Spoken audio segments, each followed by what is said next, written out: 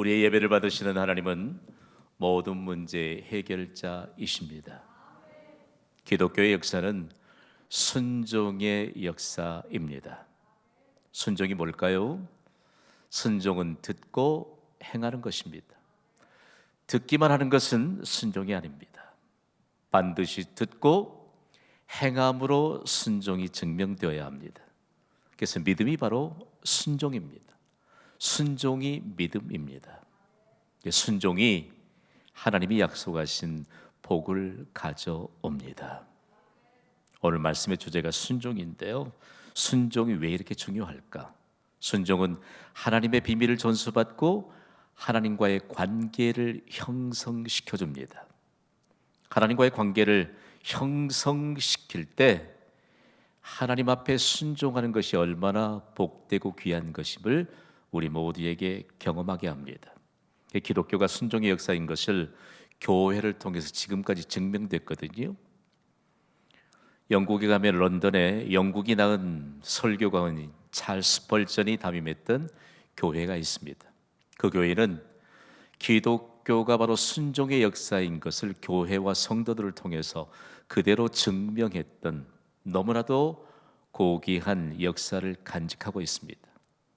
스펄전 목사는요, 교회를 담임하면서 성도들이 하나님 앞에 순종하면서 하나님과의 관계를 형성할 때 복 주시는 하나님의 역사 가운데 사람이 알 수 없는 하나님의 규모를 보았거든요.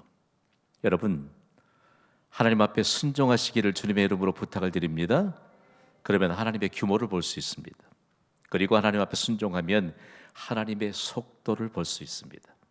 얼마나 하나님 앞에 순종하는 자들이 복을 받았든지 스펄전 목사가 그의 경험으로 순종에 대해서 이런 정의를 남겼거든요. 함께 읽어봅시다. 시작. 당신이 하나님의 음성을 듣고 하나님의 뜻에 열심히 순종한다면 그리스도 안에 있는 풍성함은 모두 당신의 것이 될 것입니다. 동의가 되세요? 중요합니다. 저는 오늘 순종이라고 하는 말씀을 선포하게 될 때 하나님이 우리에게 많은 거 맡겨주시잖아요. 그런데 우리가 한 가지 오해에서 벗어나야 합니다. 하나님이 순종하는 자에게 주시는 것보다 더 많은 것을 가진 사람은 세상에 아무도 없습니다. 우리가 성경을 창세기부터 요한계시록까지 계속해서 읽는 가운데 우리가 가진 것이 아무리 크다 할지라도 하나님이 우리에게 주신 것보다 큰 것을 가진 자는 세상에 아무도 없다는 사실입니다. 오늘 하나님이 말씀으로 임재하시면서 우리에게 한 가지 질문을 던져보게 하십니다. 왜 그리스도인들이 구원받았음에도 불구하고 하나님의 말씀에 순종하지 못할까? 이유는 단 한 가지입니다. 빚진 자의 마음이 없기 때문입니다. 너무 초보적인 질문일까요? 나를 대신하여 예수님이 죽으셨다는 사실을 여러분은 믿습니까? 아멘이 크게 터져 나와야 되는데요. 나를 대신하여 예수님이 죽으셨다는 사실을 믿습니까? 이 사실을 믿는 자에겐 빚진 자의 마음이 있습니다. 여러분, 누군가의 빚을 지면 그 빚은 반드시 갚아야 합니다. 그런데 빚을 반드시 갚는 사람과 빚을 떼먹으려고 하는 사람과의 마음의 중심은 완전히 다릅니다. 빚진 자가 빚을 갚기 위해서 정말 최선을 다하는 과정 가운데 하나님은요, 놀라운 은혜를 부어 주십니다. 우리는 예수님께 한결같이 빚을 진 자입니다. 죄를 가지고 태어난 우리가, 부패한 본성인 죄를 가지고 태어난 우리가 예수님이 십자가에서 죽기까지 우리를 사랑해 주시는 그 사랑을 입었거든요. 예수님은 끝까지 우리를 사랑해 주십니다. 그러므로 예수님의 사랑에 빚진 자가 된다면 우리는 예수님의 말씀에 순종할 수 있다는 말씀이지요. 오늘 여러분은 3부 예배에 어떤 사람으로 준비되기 위해서 앉아 계십니까? 교회는 순종의 훈련 장소입니다. 저는 매 순간마다 기도하면서 하나님의 핏값으로 세워진 경신교회가 순종의 훈련 장소가 되게 하여 주시옵소서.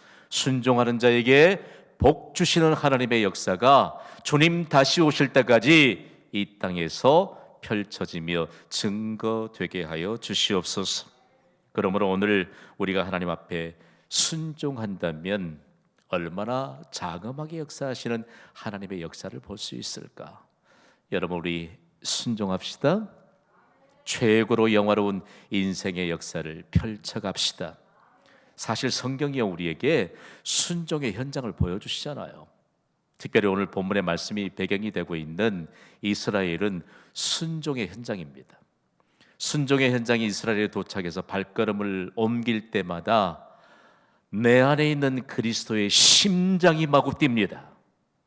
순종의 모범을 남긴 그 현장, 여러분, 그곳에서 얼마나 많은 은혜와 감동이 밀려오는지 몰라요.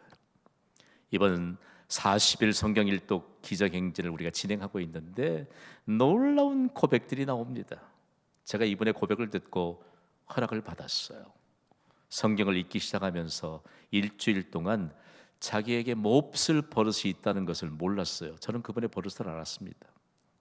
무의식 중에 에이, 무의식 중에 젠장, 무의식 중에 제 얘기를 내가 고급스럽게 표현한 것이 이 정도예요. 그분은 몰라요. 그런데 그분이 성경을 붙잡고 일주일을 읽어가는 가운데 자신에게 그런 모든 요소들이 빠져나가는 것을 발견했습니다. 할렐루야! 우리가 순종하면요, 우리에게 얼마나 영광으로 우리를 호위해 주시는지 모릅니다. 교회라고 하는 곳이 얼마나 중요한 곳인가. 오늘 우리가 교회를 통해서 순종의 훈련을 할 수만 있다면 오늘 예배 이후에 우리의 삶의 현장에서 순종을 통해서 복 주시는 하나님의 역사가 펼쳐지게 될 줄 믿습니다.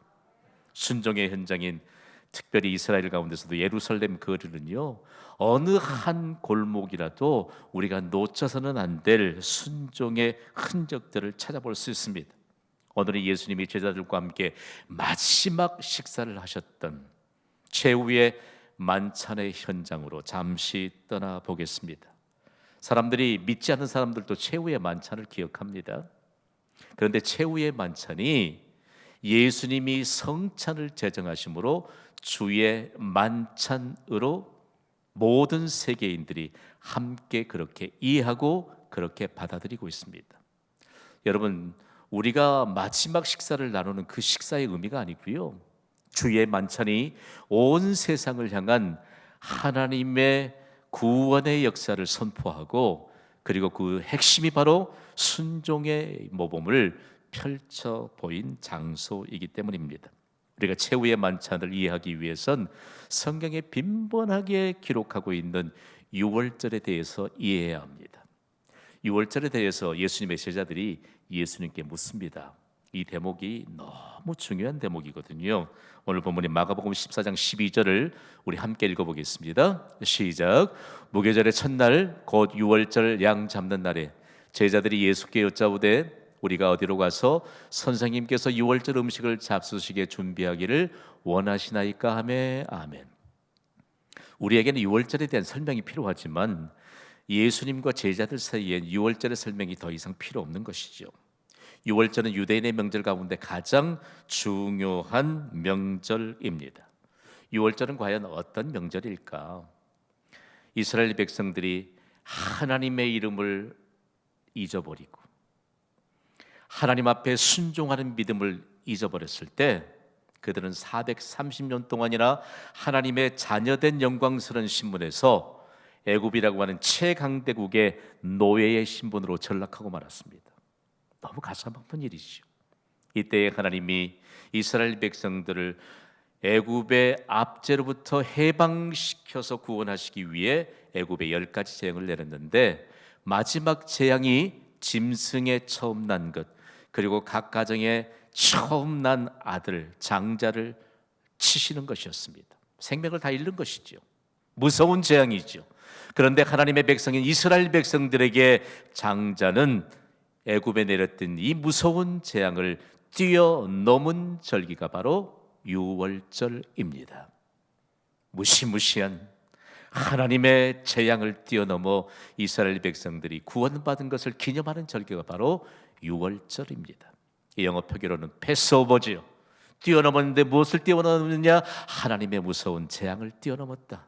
마치 오늘 이 시대에 우리가 예수 그리스도의 십자가에 설리신 보혈로 말미암아 우리의 죄 용서를 받고 구원받아서 지옥의 심판과 형벌로부터 뛰어넘은 것처럼 구원의 은혜를 기념하는 절기가 바로 유월절입니다.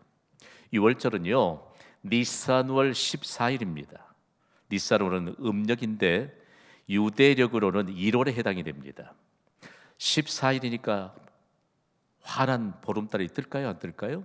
보름달이 뜹니다. 이날 낮에 어린 양을 잡습니다. 그리고 밤에 만찬을 계속해서 함께 나누면서 유월절이 그렇게 진행이 되는 것이죠. 그 다음 날 니산월 15일부터 이제는 21일까지 무교절을 그들이 지킵니다. 이때 누룩 없는 빵을 먹고 그리고 쓰디 쓴 나물을 먹게 되는 것이죠. 그렇다면 여러분, 이처럼 유월절이 되면 유대인들은 과연 유대인들의 중심지인 예루살렘의 어떤 풍경들을 그들이 보았을까요? 유대의 역사가인 요세푸스는 유월절이 되면 예루살렘에 300만 명이 운집했다고 합니다. 여러분, 예루살렘을 가보신 분들이 알 수 있지만 어떻게 예루살렘에 300만 명이 운집했을까? 좀 연구하다 보면요, 전 세계에 흩어져 있던 디아스포라 유대인들이 예루살렘에 모이면 친척집이 있는 사람들은 친척집에 머물렀습니다. 그런데 친척집이 없는 사람들은 머물 곳이 없잖아요. 그러니까 거리에 텐트를 쳤습니다. 그 텐트가 빼곡하게 들어서고 300만 명이 운집했는데 유월절의 그 핵심을 바라보면 그들이 왜 하나님의 복을 받았는가를 알 수 있어요. 저녁 만찬이 진행되면 가정에서도 그리고 텐트에서도 양고기 굽는 냄새가 아주 향기를 풍겨나고요.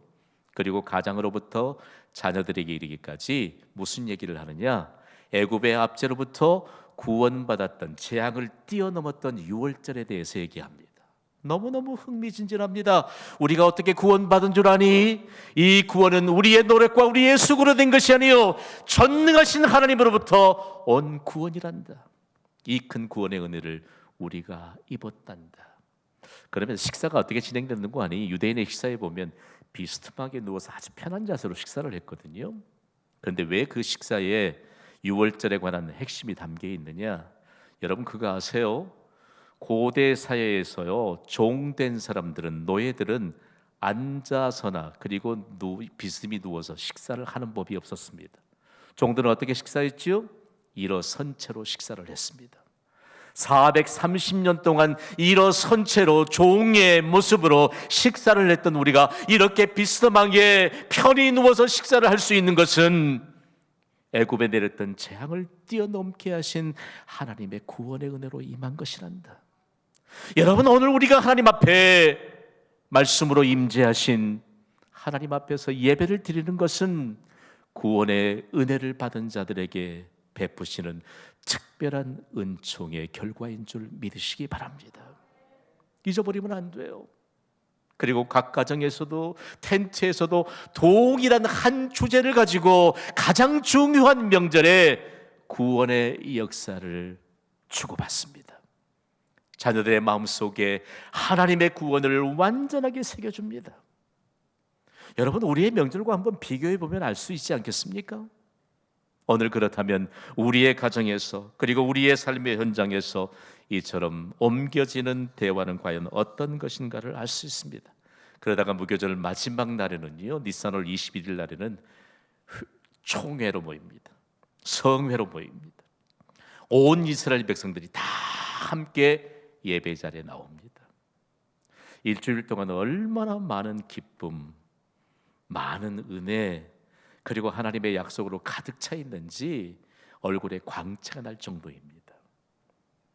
마스크가 있어서 여러분의 입가에 미소를 볼 수 없어서 내가 확인하지 못해서 참 안타깝습니다. 여러분, 미소를 어디에서든지 그리고 하나님 앞에서 예배드릴 땐 정말 여러분이 한 주간 누렸던 그 은혜와 기쁨들을 그대로 드러낼 수 있는 예배가 될 수 있기를 주님의 이름으로 부탁을 드립니다. 그런데 여러분, 예수님이 이처럼 유월절을 통해서 가장 중요한 내용들을 드러내고 계시거든요. 여기에 우리가 기억해야 될 게 유대인들의 가장 중요한 명절이 어떤 명절이라고 했지요? 유월절입니다. 근데 가장 중요한 명절에 무엇을 드러내시느냐?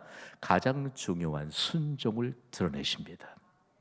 그리고 가장 중요한 순종을 드러내시면서 순종했던 두 제자를 가장 중요하게 드러내십니다. 예수님이 유월절 준비를 어떻게 할까요? 제자들이 물었습니다. 근데 그 제자들에게 너희가 모두 다 가서 12사람이 함께 유월절 만찬을 준비해라, 그렇게 말씀하지 않았습니다. 두 사람을 예수님이 선택하셔서 두 사람을 보냅니다. 그리고 동네에서 물동이를 가지고 가는 한 사람을 만나면 그를 따라가서 이렇게 말하라고 합니다. 오늘 본문인 마가복음 14장 14절을 우리 함께 읽습니다. 시작. 선생님의 말씀이 내가 내 제자들과 함께 유월절 음식을 먹을 나의 객실이 어디 있느냐 하시더라. 아멘. 그러면 예수님이 말씀하시기를 예비된 큰 다락을 보여줄 것이라고 예수님이 말씀하셨거든요. 자, 보이지 않는 이런 상황 가운데서 두 제자는 어떻게 했을까요?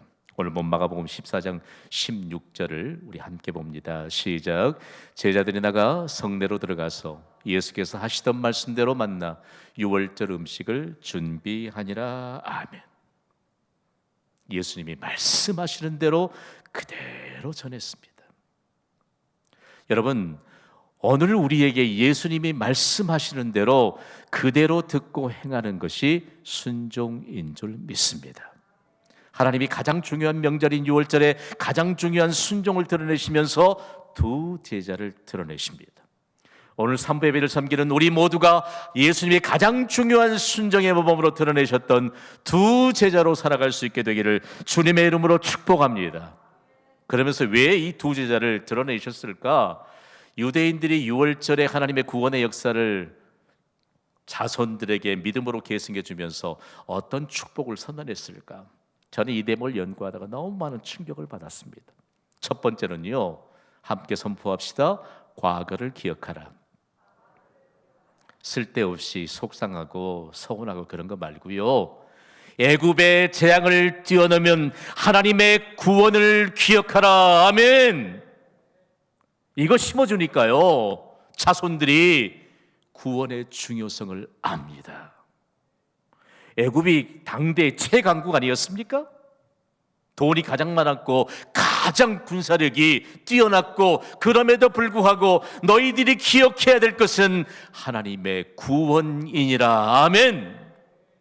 그러면서 두 번째는요, 함께 선포합시다. 현재를 감사하라. 지금 구원받은 하나님의 백성으로 살아가고 있는 현재를 감사하라는 것입니다. 사도 바울도 범사에 감사하라. 여러분, 감사하면요, 감사할 일들이 넘쳐나게 될 줄 믿습니다. 감사를 모르니까 그리스도인들이 온 세상을 향해 드러내줄 것이 없어요. 감사. 어떤 분이 저에게 그래요. 무엇이 그렇게 감사한지. 감사할 일들이 너무너무 많아. 여러분과 함께 구원의 은혜를 기억하고 현재를 감사하며 하나님의 아름다운 역사를 함께 펼쳐갈 수 있는 동역자를 주신 하나님께 감사합니다. 여러분, 우리에게 많은 물질 맡겨주실 줄 믿습니다. 더 좋은 건강 맡겨주실 줄 믿습니다. 그리고 우리에게 더 활동력을 키워갈 수 있는 활동력과 함께 비례할 수 있는 많은 시간을 맡겨주실 줄 믿습니다. 순종하는 자들에게 주신 역사예요. 세 번째로 축복을 선언했던 것은요, 함께 선포하시지요. 미래의 소망을 기대하라.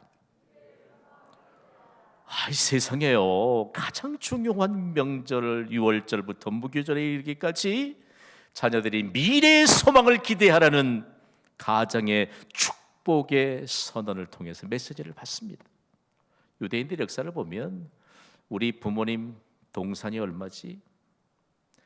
우리 부모님 부동산이 얼마지? 절대로 기웃거리지 않아요.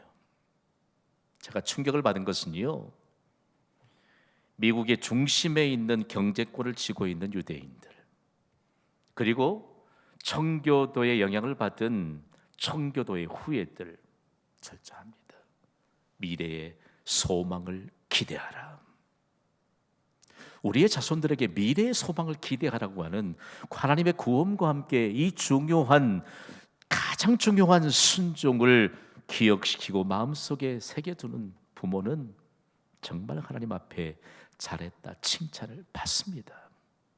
우리의 가치관이 믿음에 합당한 가치관으로 정립되고, 그리고 세계관마저도 오늘 하나님이 우리에게 보여주시는 이 중요한 축복의 선포, 우리의 가정에서는 과연 이런 선포가 우리의 자손들에게 계승되고 있을까? 오늘 2월의 마지막 주일을 우리가 경황 없이 섬기는 가운데, 오늘은 현장에서 주일 예배가 진행되면서 우리가 함께 말씀을 받잖아요. 여러분, 그러면 모든 일에 해답을 이미 얻은 줄 믿습니다. 그럼에도 불구하고 우리에게 순종에 관한 것을 가장 중요하게 생각하고 있는지를 묻습니다. 여기까지 진행되다 보면 왜 예수님이 최후의 만찬을 통해서 성찬을 제정하셨을까? 6월절과 동떨어진 것이 아니고 6월절의 맥락을 통해서 이제는 이스라엘 백성들에게 임하였던 구원의 역사를 온 세상에 선포하기 위해 성찬을 제정하셨습니다. 성찬을 보면 다 의미가 나오잖아요. 성찬이라고 하는 것은 이스라엘이 하나님의 구원을 기념하여 6월절 식사를 했던 것처럼, 성찬은 인류를 구원하시기 위해 십자가에서 죽으신 예수님을 기념하기 위해서 제정하셨습니다. 이제는 구원이 이스라엘로부터 온 세상에 충만하게 될 것을 선포하셨는데, 그 구원의 은혜가 오늘 우리에게 임한 줄 믿습니다. 그래서 오늘 본문의 말씀 너무 귀중해요. 여러분, 세상에 돈으로 살 수 없는 가장 중요한 하나님의 구원이 순종의 모범과 함께 더불어서 우리에게 임하였는데, 오늘 우리의 가슴이 뛰지 않을 이유가 어디에 있겠습니까? 6월절과 성찬은 우리가 한 맥락에서 이해돼야 돼요. 6월절은 성찬의 그림자입니다. 또한 성찬은 6월절의 완성입니다. 6월절에 잡는 어린 양의 피, 예수 그리스도의 피입니다.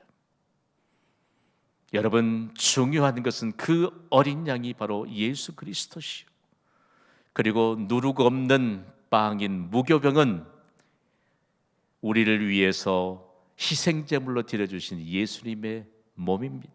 십자가에서 찢기시고 고난당하신 예수님의 몸이 바로 무교병입니다.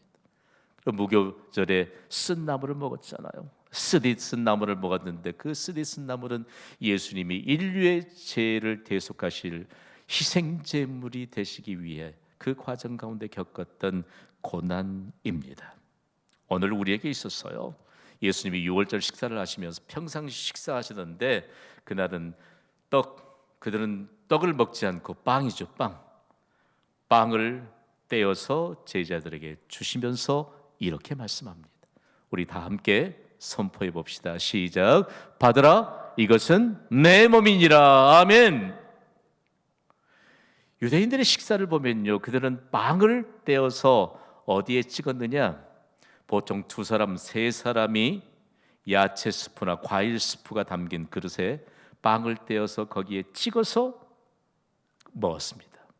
그러니까 3사람이 한 그릇에 자기의 빵을 떼서 그 스프를 적신 것이죠. 예수님이 예수님을 배반할 가룟 유다에서 뭐라고 말씀하시죠? 함께 자기와 그릇에 손 넣는 자라고 말씀합니다. 이 의미가 바로 그런 의미입니다. 그러니까 가룟 유다가 예수님 가까이 있었습니까? 멀리 있었습니까? 가까이 있었습니다. 현대적으로 표현하면 한 테이블에 있었어요. 가장 가까이 있었던 가룟 유다가 예수님 앞에 순종하는 믿음이 없어서 그는 결단코 순종하지 못한 채 예수님을 배반하고 예수님을 팔았고, 예수님은 너무 안타까운 말씀하셨어요. 차라리 그는 태어나지 않았으면 좋을 뻔했다. 사순절 때마다요, 가슴을 미어지게 하는 대목의 말씀이에요. 여러분, 우리 순종합시다. 순종합시다.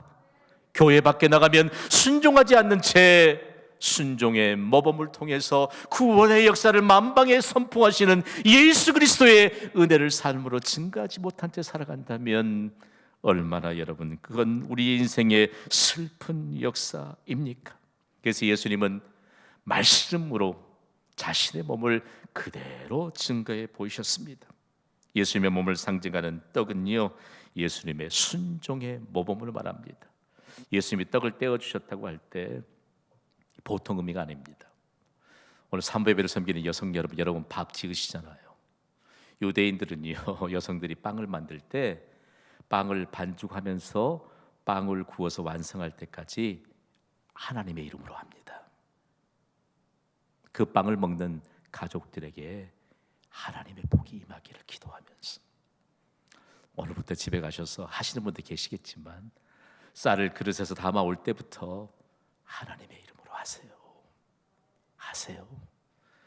그리고 유대인들이 빵을 떼어서 나누어 준 것, 예수님이 보여주신 것처럼 받으라, 이것은 내 몸이니라. 예수님 마태복음 4장 4절에 이렇게 말씀하셨습니다. 읽습니다. 시작. 사람이 떡으로만 살 것이 아니요 하나님의 입으로부터 나오는 모든 말씀으로 살 것이니라. 아멘. 오늘 우리가 말씀에 순종할 수 있는 것은 온 세상의 해답인 말씀으로부터 임한 것이고, 그 말씀이 내게 임하였으니 그 말씀을 듣고 행함으로 말미암아 순종을 증명할 수 있는 영화로운 예수님의 제자로 살도록 우리를 구원해 주셨다는 말씀입니다. 예수님은 또한 잔을 주시면서 이런 말씀을 하셨어요. 우리 함께 읽습니다. 시작. 이르시되 이것은 많은 사람을 위하여 흘리는 나의 피 곧 언약의 피니라. 많은 학자들이 언약의 피에 집중합니다. 도대체 예수님이 자신이 흘리신 피를 언약의 피라고 말씀하신 것은 무엇일까? 이 언약의 피는 축복의 잔으로 우리에게 전달되었습니다. 그렇다면 예수님의 언약은 무엇인가?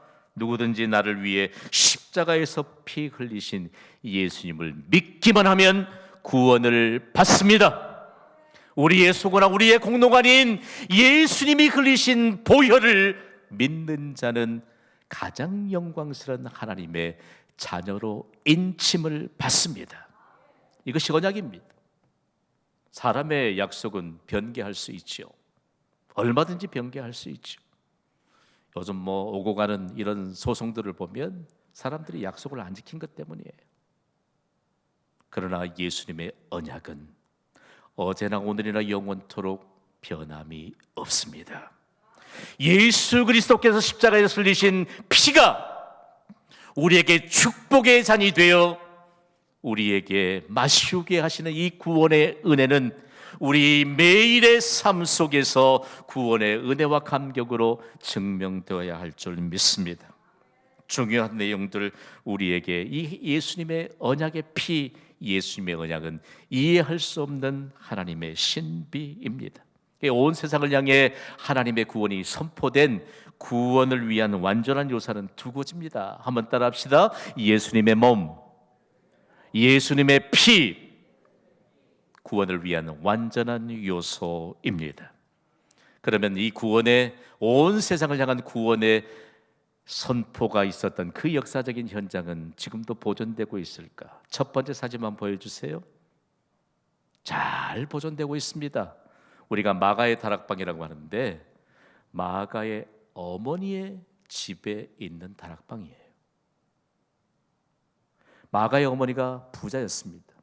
그리고 집 2층에 보면 넓다란 공간이 있는데 우리식의 다락이 아니고 2층입니다. 여기에 가보면 얼마나 많은 순례자들이 오는지, 여기에서 예수님이 약속하신 성령을 기다리면서 기도했던 120명의 성도들이 그곳에 앉아 있어도 너무너무 넓은 공간이 많을 만큼 그런 공간입니다.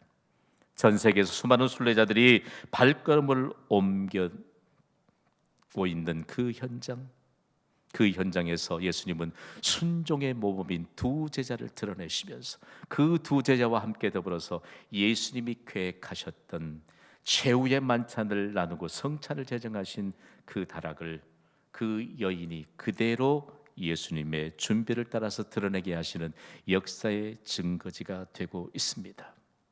그러면 오늘 우리가 섬기는 한국교회, 한국교회는 여러분 순종으로 세워졌습니다.